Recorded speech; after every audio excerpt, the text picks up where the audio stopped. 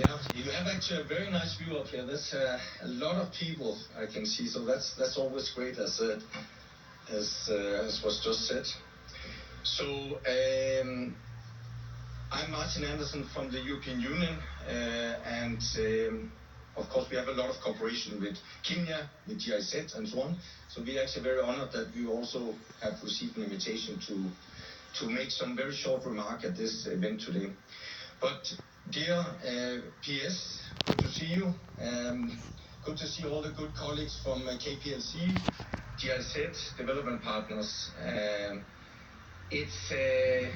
was here last year, and I can see there's many more this year. So it's actually good to see this kind of development. But you see it also on the streets. When you go, when I came here 5 years ago, it was actually very, very rare you saw an electric boarder. Now you see all kinds of boarders there. As was just mentioned, there's a lot of innovation going on and so on. And that's what I think actually Kenyans are very, very good at.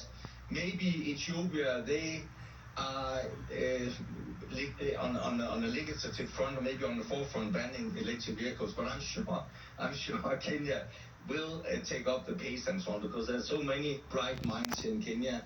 And of course, a lot of this is going to be driven by private sector.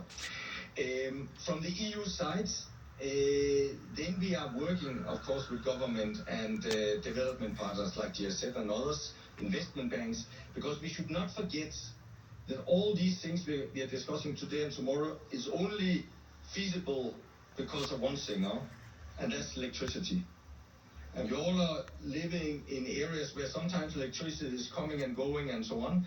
So we're working very, very closely with the government in basically making sure that this e-mobility, systems and so on is also viable, because it requires electric grid systems that are reliable, of course, and resilient.